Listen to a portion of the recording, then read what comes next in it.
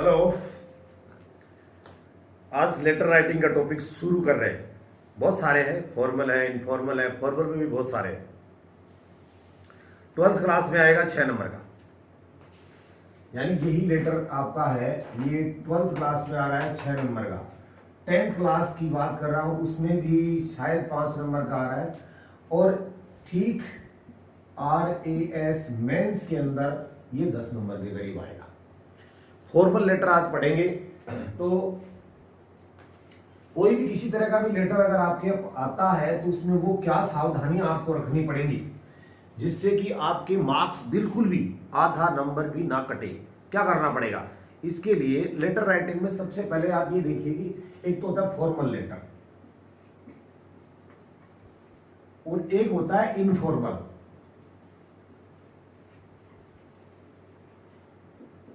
अब informal letter वो होता है जो आप अपने रिलेटिव्स को, फ्रेंड्स को एंड अपने पेरेंट्स में से भाई बहन, माता पिता, मित्र को लिखते हो। वो जनरली जिसका सैल्यूटेशन होता है माय डियर या रेस्पेक्टेबल से शुरू होता है। ये जो इनफॉर्मल लेटर होते हैं ये वो लेटर होते हैं जो कंप्लेंट लेटर होते हैं, ऑफिशियल लेटर होते हैं, बिजनेस लेटर होते हैं या लेटर फॉर ए जॉब होते हैं और लेटर टू एडिटर होते हैं। ये चीज है, हम इसको सीख रहे हैं। इसके अंदर मान लीजिए कि एक तो ऑफिशियल सीखेंगे हम, ठीक है। देन हम सीखेंगे बिजनेस लेटर। बिजनेस लेटर में भी 3 तरह के लेटर होते हैं।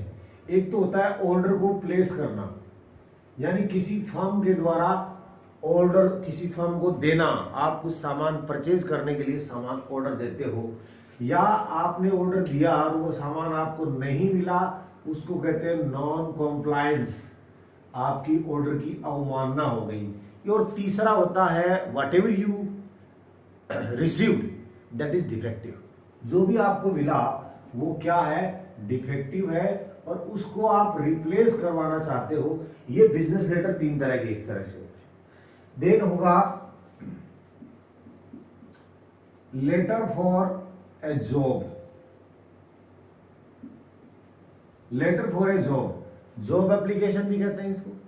तो इसमें करिकुलम विटाई 12th क्लास के सिलेबस में लिखा हुआ है कि आपको इसमें CV या रेज्यूमे मेंशन करना पड़ेगा।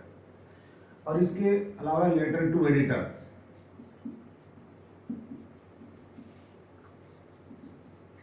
इतनी तरह के लेटर अगर हम पढ़ेंगे तो हम फॉर्मल लेटर आसानी से सीख जाएंगे। इसमें आपको मार्क्स जो भी बोर्ड देता है या जो भी इंस्टीट्यूशन, चाहे RS आप मेंस का दे रहे हो तो आपने हूबहू वैसा का वैसा लिख लिया जैसा आपने पहले से तैयार कर रखा था।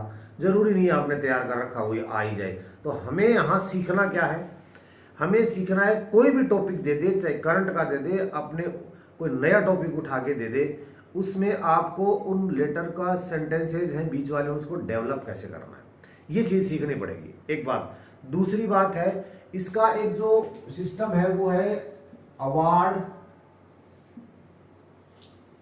मार्क्स,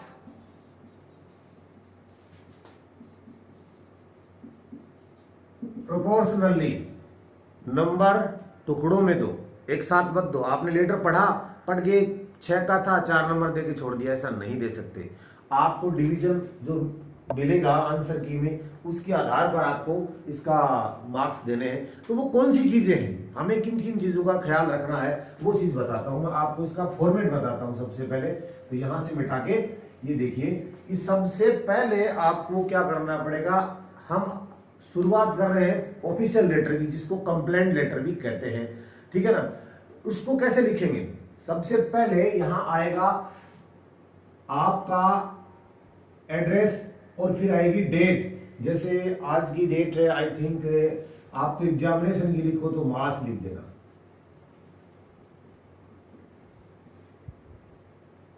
$24 कर देना। हो सकता है जो आप में से डिजिट पहले लिखना चाहे उसको, तो 25 इस तरह से आएगा ये मार्च, देन कोमा और ये 24। अब ये क्यों आएगा? कई बार फर्स्ट ST लग जाता है, कई बार ND लग जाता है, कई बार TS लग जाता है, कई बार RD लग जाता है। कैसे लगता है और कब लगता है, ये चीज भी हम जब इसको सेपरेशन के आधार पर पढ़ेंगे तभी, अभी क्लियर इसी वीडियो में क्लियर करेंगे, ठीक है। क्योंकि अब यहां अगर आपने स्थान लिखा है, यहां मान लीजिए आपका मानसरोवर जयपुर के रहने वाले हो, तो मानसरोवर का एम कैपिटल लिखेंगे, जयपुर का जे कैपिटल लिख देना, वो आपको पेपर में मिल जाएगा एड्रेस कि कहाँ होगा। एक खास बात ये देखना आपको, लेटर में दो जगह आप होते हैं, दो जगह लिखने वाला होता है लेटर, कहाँ, सबसे ऊपर आपका एड्रेस और नीचे नीचे आपका नाम। ऊपर ही ऊपर किसका एड्रेस आएगा, जो लेटर लिख रहा है, और नीचे नीचे नाम किसका आएगा, जो लेटर लिख रहा है। ऊपर ही आप और नीचे भी आप हो। उसके बाद में यहाँ एक लाइन छोड़ दिए और यहां पर आप लिख दे THE दैट, और फिर यहां पर ब्लैंक होगा, इसमें आएगा डेजिग्नेशन। डेजिग्नेशन का मतलब होता है पद का नाम। डेजिग्नेशन का मतलब होता है कि जिस पोस्ट को, जिस चेयर को, जिस पद के लिए आप लेटर लिख रहे हो उसका नाम लिखो। आप प्रिंसिपल को लिख रहे हो तो द प्रिंसिपल, आप डिस्ट्रिक्ट कलेक्टर को लिख रहे हो तो आप द डिस्ट्रिक्ट कलेक्टर, आप चेयरमैन को लिख रहे हो तो द चेयरमैन आ जाएगा। यहाँ क्या सावधानी रखनी है आपको कि यहाँ आपको D कैपिटल करना है, T कैपिटल करना है, बाकी स्मॉल करना है। उसके बाद में उसकी डेस्टिनेशन आ जाएगी, उसका ऑफिस और डेस्टिनेशन, यानी उसका यहाँ ऑफिस आ जाएगा और डेस्टिनेशन आ जाएगा, स्थान का नाम, ऑफिस भी आ जाएगा। उसके बाद में आप फिर एक लाइन छोड़ देंगे और फिर लिखेंगे सब्जेक्ट। यहां पर आप इसको इस तरह से करें। अब आप ये देख लेना कि लेटर में लाइन कितनी जगह छोड़ी जाती है, सिर्फ 2 ही जगह। कहां, ये जो आप लिख रहे हो डेजिग्नेशन डेस्टिनेशन, उसके एक ऊपर और एक नीचे, 2 ही जगह लाइन छोड़नी पड़ेगी, और कहीं लाइन नहीं छोड़नी है आपको आगे। अब आगे पूरा लेटर ऐसे चलता जाएगा, कोई आपको लाइन नहीं छोड़नी, यानी स्पेसिंग नहीं करना है, ठीक है ना। अब यहां पर सब्जेक्ट में आप लिखोगे लेटर या तो टू या फॉर या अबाउट। उसके बाद में आप ब्लैंक कर दिए, आप छोड़ दीजिए। बाय द वे आपका जो सब्जेक्ट है बहुत इंपॉर्टेंट चीज होता है। आप जिसके पास एप्लीकेशन लेके जाते हो वो सब्जेक्ट को ही देखता है, पूरे लेटर को नहीं पढ़ता। ये मान लीजिए और बच जाता है तो आप बचे हुए यहां से नहीं लिखेंगे, वापस यहां से लिखेंगे, जहां खत्म होता है वहां फुल स्टॉप लगा देंगे। ये ड्राफ्टिंग अगर आप करते हो तो आपको अच्छे नंबर मिलेंगे, ठीक है ना। अब थोड़ा सा मैं एक चीज और यहां बताना चाहता हूं आपको, इसके अलग नंबर होते हैं। यहां इसको लेके आप लिखोगे सर, और जो इनिशियल यहां पर जो शुरुआत करोगे यहां इसके अलग नंबर होते हैं। यहां पर जो फिनिशिंग आप कर रहे हो उसके अलग नंबर होते हैं। और ये होता है बीच का मैटर, जो कि आपको रेलेवेंस में लिखना है, रेलेवेंट होना चाहिए, ये चीज प्रासंगिक होनी चाहिए, ये मैटर होता है रेलेवेंस या रेलेवेंट। ये प्रासंगिक चीजें यहां पर लिखोगे, बीच वाले में ये अलग होता है, तो इसका मार्क्स अलग हो गया। अब क्या होगा कि आपकी मार्किंग कैसे करी जाएगी और किस किस तरह से आपको मतलब नंबर दिए जाएंगे। यानी मान लीजिए ये 6 नंबर का लेटर है, या मान लीजिए RS की मेंस के अंदर ये 10 नंबर का है, 10 नंबर का है, तो आप ये मानो जो रेलेवेंस है वो 50% का होता है। ये रेलेवेंस कितने का हो गया, 5 का, कितने का, 10 में से 5 नंबर का ये हो गया, 5 का। अब 1, 2 और 3 ये चीजें 5 नंबर की होंगी, ठीक है ना। तो अगर 5 को आप इसको करोगे 2, 2, 4 और 1, 5, 2, 2, 4 और 1, 5, 10 नंबर ऐसे होंगे। अब ये अगला जो आंसर की जारी करता है वो ये बोलता है कि आप इनमें से ऐसे ऐसे नंबर दो। तो आप सोचिए, आपने यहाँ महीने की स्पेलिंग सही लिखी है, M कैपिटल लिख दिया, कोमा लगा के ऐसे लिख दिया, T कैपिटल लिख दिया, डेजिग्नेशन में जो भी डेजिग्नेशन था डिस्ट्रिक्ट कलेक्टर D कैपिटल कर दिया, C कैपिटल कर दिया और उसका स्थान लिख दिया, तो ये नंबर आपको जरूर मिलेगा, जा नहीं सकता ये आपका नंबर। देन यहां देखिए, अगर आपने यहां सब्जेक्ट में इस तरह से लिख के लेटर टू फॉर अबाउट, अब टू फॉर अबाउट मैंने तीनों क्यों बताए हैं ये भी बताऊंगा आपको कि आपको क्या करना है इसमें, टू कब करना है, फॉर कब करना है, अबाउट क्या करना है, उसके बाद कुछ नहीं करना, जो बता देता हूं वो चीजें करनी ये। उसके बाद में सर, फिर नीचे आप यहाँ एक दो लाइन में आपको बताऊंगा, वो लाइन आप करें, यहाँ लिखें, ये अलग लिखें और इसकी क्लोजिंग करें, ये अलग होंगे, ये यानी ये मैटर और ये मैटर आपको मैं बताऊंगा कि आपको ऑफिशियल लेटर में ये ही लिखना है। आपको ऑफिशियल लेटर में ये मैं बताऊंगा आपको यही लिखना है। आपको क्या करना है, आपको रेलेवेंस वाला मैटर लिखना है। वो कैसे डेवलप किया जाता है, आप कहते हो हमें तो सेंटेंस बनाने ही नहीं आते, तो हमारे तो 5 नंबर गए, सीधे 5 नंबर नहीं जा सकते आपके। यहां उसने ये बोला है पेपर सेटर ने कि यहां पर अगर बच्चा रेलेवेंस में लिखता है और उसकी ग्रामेटिकल मिस्टेक अलग गलत है, कितनी गलत है, 3 टुकड़ों में इसको बांट दिया। रेलेवेंट है, ठीक है, ओके, तो रेलेवेंस के जो नंबर है 1 या 1.5 नंबर वो दे दो। फिर उसकी वोकेबलरी का प्रयोग कैसा है, स्पेलिंग सही है या नहीं है, उसका 1 नंबर अलग होगा। उसके बाद में उसकी ग्रामर में जैसे टेंस वर्ब का प्रयोग फ्यूचर में लिखता है कि प्रेजेंट में लिखता है कि पास्ट में लिखना है कि कंजक्शन का प्रयोग कैसे करना है, वो चीजें हैं। या फिर उसके बाद में उसने पॉजिटिव वर्ब का प्रयोग किया है या पैसिव बना के सेंटेंस को पूरा किया है, एक्टिव बना के किया। इसके आधार पर अगर आप जितना स्तरीय बनाते जाओगे उतना स्तरीय आपको बनता जाएगा। आप बना सकते हैं, आपको तरीका बताऊंगा। ऐसा नहीं है कि हम ये चीज तो लिख ही नहीं सकते, आप लिख सकते हैं, बिल्कुल लिख सकते हैं, आपको मैं इसका तरीका बता दूंगा, ठीक है। अब देखिए यहां पर जो चीज आएगी, पहले इसको मैं क्लियर कर देता हूं कि ये लेटर 2 और 4 और अबाउट कब आएगा। लेटर 2 आपको तब लिखना है जब आपको जिसके बारे में लेटर लिखना है उसकी वर्ब मिले। कहां मिले, देखिए, या तो आपको डायरेक्ट पता चल जाएगा लेटर किसके बारे में, नहीं पता चलता है तो जो क्वेश्चन लिखा हुआ है उसमें ये मिलेगा, write a letter to the DC, write a letter to the chairman. अब जो पद है ना उसके आगे आपको टू है, उसके बाद जो वर्ब है तो आपको उस टू से ही उठाना है और आगे प्रोनाउन का परिवर्तन करके मैं आप और लास्ट तक आप फुल स्टॉप तक इसको लिखना है। अब ये चीज रही बात कि अगर इस तरह से गलत भी हो सकता है क्या, गलत नहीं होगा, प्रोनाउन का परिवर्तन कर देना और जो क्वेश्चन के अंदर है वहीं से ही आपको उठाना है, तो गलत तो होगा ही नहीं, सेंटेंस तो गलत हो ही नहीं सकता। मान लीजिए कि किसी आदमी ने सेंटेंस को दूसरे तरीके से बना दिया, आप देख रहे हो कि डेजिग्नेशन के बाद में और टू मिला ही नहीं, सर ने तो बताया था टू है, या तो टू है ही नहीं, डेजिग्नेशन के बाद में सेंटेंस ही खत्म हो गया, तो क्या करोगे, तो फिर आप 4 देखिए, 4 नहीं मिलता है तो दोनों चीजों को हटा के ये अपना बिल्कुल आपका साथ देगा। आप लिखो लेटर अबाउट किसके बारे में, ये तो पता चल जाएगा। मान लीजिए आपने एग्जामिनेशन में पता चल गया कि चेन स्नैचिंग के बारे में, इंसिडेंट्स के बारे में, तो letter about chain snatching incident. Insanitary condition of your locality के बारे में, तो letter about insanitary condition of my locality या आवर लोकेलिटी, ठीक है ना। Frequent power cut in your area है, तो आप क्या लिखोगे, तो letter about frequent power cut in our area, बिल्कुल सिंपल है। इसके बाद में वो सारी चीजें आ जाएंगी, तो ये आपका सही होगा। और जो स्टूडेंट यहां तक सही आ जाता है, पंक्चुएशन की गलतियां किए बिना सब्जेक्ट को सही लिख देता है, टीचर एक पॉजिटिव मूड बना के बैठ जाता है कि बच्चा अच्छा लिख रहा है, उसको लिखना भी आता है और उसका punctuation and both the punctuation and drafting बिल्कुल बिल्कुल ओके है। उसके बाद में आप देखिए यहां पर अब मैं इसको मिटा रहा हूं कि यहां पर आपको क्या लिख के चलना है।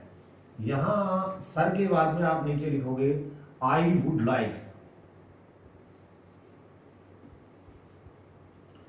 अब मैं ये नहीं कहता कि आपने कुछ और सेंटेंस यहां पढ़ रखा है तो इसको छोड़ के लिख लो, आपने अगर अच्छा पढ़ रखा है तो वही पढ़ लो, वो भी सही है। I would like to draw your kind notice that, यहां आपको बताना है कि आप कौन है, आई एम, ठीक है, या ऑन बिहाफ ऑफ, जो भी कॉलोनी का नाम है उस कॉलोनी का नाम लिखो, on behalf of Mansarovar I am. मैं ये या तो आप कोई रिप्रेजेंटेटिव हो, जैसे आप पार्षद हो, सरपंच हो या कुछ और हो, या आप अपना नाम दें, यहां जो भी है फ्रॉम, यहां उस अपने एरिया का नाम देके फुल स्टॉप करें। यहां इतना करने के बाद में अब आपकी जो समस्या क्या है उस समस्या के बारे में कम से कम 5 लाइन लिखिए आप। अभी अब मैं आपको सिर्फ फॉर्मेट बता रहा हूं, समस्या के बारे में किस तरह से आपको सेंटेंस बनाने बताऊंगा। बहुत ही इजी है, बहुत ही इजी है, जैसे मान लीजिए कोई भी समस्या ले लिया आपने कि आपके कॉलोनी के अंदर इनसैनिटरी कंडीशन है, वो बहुत ज़्यादा, यानी सैनिटेशन अच्छा नहीं है आपके, तो क्या करोगे? सैनिटेशन अच्छा नहीं है, एक तो सैनिटेशन अच्छा नहीं था, सैनिटेशन अच्छा नहीं होगा, या सैनिटेशन अच्छा नहीं है, यानी वर्तमान की बात। सारे सेंटेंस आप प्रेजेंट में लिखोगे, ऐसे तो नहीं लिख सकते नहीं कि भाई स्वीपर वाज इरेगुलर, है ना, तो ऐसे तो sewage are completely broken, are कर सकते हो, वाज या वर का प्रयोग नहीं करोगे, या विल सेल का प्रयोग नहीं कर सकते, प्रेजेंट में करोगे तो इसका मतलब इज आर एम का ही प्रयोग कर सकते हो, या प्रेजेंट इंडेफिनिट या प्रेजेंट सिंपल का प्रयोग कर सकते हो, बाकी तो कुछ कर ही नहीं सकते। तो यहां तो क्लियर हो गई। तो अगर वर्तमान की समस्या बता रहे हो तो प्रेजेंट का प्रयोग करो, कैसे करेंगे मैं बताऊंगा आपको बाद में। अभी देखिए यहां लिखने के बाद में हम इसको रेलेवेंस वाले टॉपिक में के लिए आप 1 2 3 4 5 लाइन छोड़ दीजिए, 500 की 500 लाइन आपको बता दी जाएगी कि आपको किस तरह से इसमें लिखना है, क्योंकि आज मैं सिर्फ डिस्कस करूंगा इसी पे। ये डेट का फॉर्मेट कैसा है इसको भी मैं आपको यहां लिख के बताऊंगा। उसके बाद में यहां पर आप लिखेंगे देयरफॉर,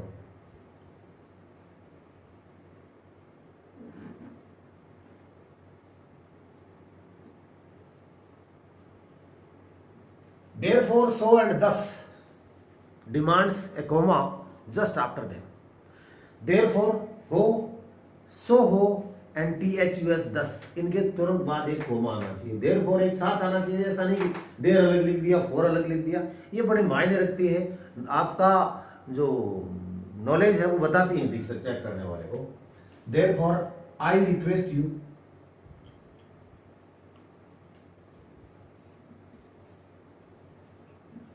टू, अब आप क्या करवाना चाहते हो वो समस्या लिख दो। आप बोलते हो हमें तो वो समस्या का सेंटेंस ही नहीं बनाना था, हमने कुछ 2-4 और पढ़े थे, कुछ और आ गए, तो क्या कोई दिक्कत नहीं, आप एक परमानेंट सेंटेंस बता देते हो आपको। Therefore I request you to look into the matter. Look into एक फ्रेजल वर्ब है, इसका मतलब है ध्यान देना, लुक इनटू द मैटर, इस मामले पे आप ध्यान दें, एंड गेट अस रिलीव्ड।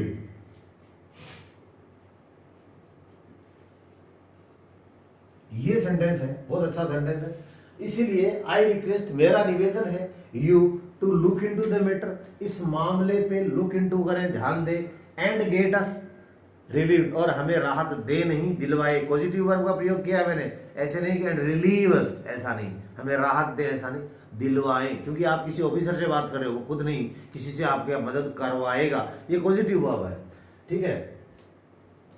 और एक सेंटेंस इससे पहले भी लिख सकते हो आप उसको, कि ज्यादा अगर आप मान लीजिए इस तरह से है समस्या है, तो आप लिखोगे the gravity of situation demands its root out solution.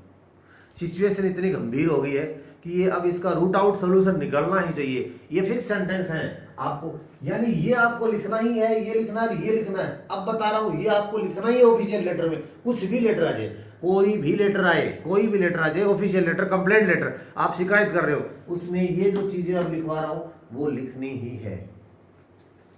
Gravity of the situation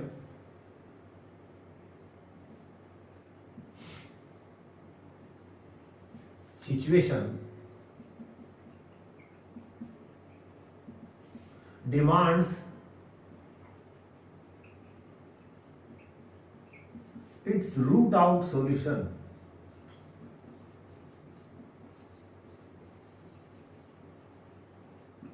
ये देखिए, यानी गंभीरता, इस जो स्थिति इस तरह की बन गई है कि सिचुएशन की गंभीरता मांग करती है कि इसका रूट आउट सॉल्यूशन होना चाहिए, एकदम समस्या जड़ से उखड़ जानी चाहिए। अगर अब आपका वो मान, उसके बाद में आप एक थ्रेट भी कर सकते हो, ये कि अगर ये प्रशासन समय रहते ध्यान नहीं देता है तो स्थिति और ज़्यादा खराब हो जाएगी। अगर प्रशासन समय रहते ध्यान नहीं देगा तो स्थिति और ज़्यादा खराब हो गई। तो यहाँ एक चैलेंज आप क्या थ्रेट कर रहे हो, if the administration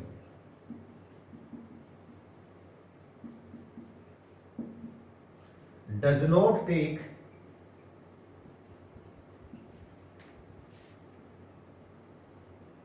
any effective step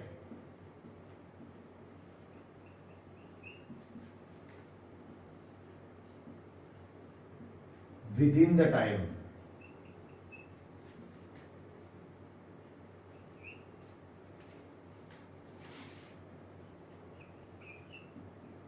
यदि प्रशासन समय रहते हुए प्रभावी कदम नहीं उठाता है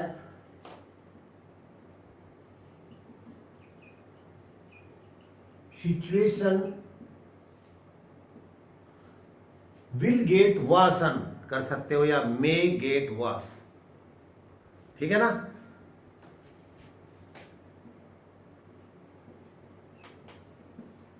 गेट वर्स भी कर सकते हो, वर्सन भी कर सकते हो, यानी और खराब हो जाएगी। बहुत अच्छा सेंटेंस है, किसी भी कंप्लेंट में लिख सकते हो। If the administration does not take any effective step with in the time the situation will get worse या version.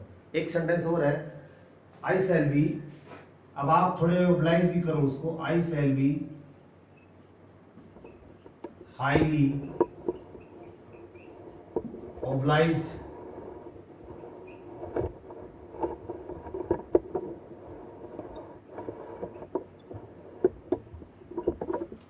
to you for this kind act, ठीक है ना। देन क्या होगा, थैंकिंग यू इन एंटिसिपेशन, सीधे थैंक यू मत लिख देना, थैंक यू सर लिख दोगे तो ये सेंटेंस गलत हो जाएगा। यदि आप थैंक यू लिखते हो तो थैंकिंग यू आगे एंटिसिपेशन जरूर लगाना, क्योंकि आपने लेटर घर पे लिखा, आपका लेटर पढ़ा ही नहीं, वापस आपको भगा दिया, तो थैंक यू किस बात का। थैंक यू होती है कि प्रॉम्प्टनेस के लिए होता है, एंटिसिपेशन, तो इस उम्मीद में कि आप शीघ्र काम कर देंगे, थैंक यू। तो यहां लिखेंगे थैंकिंग यू,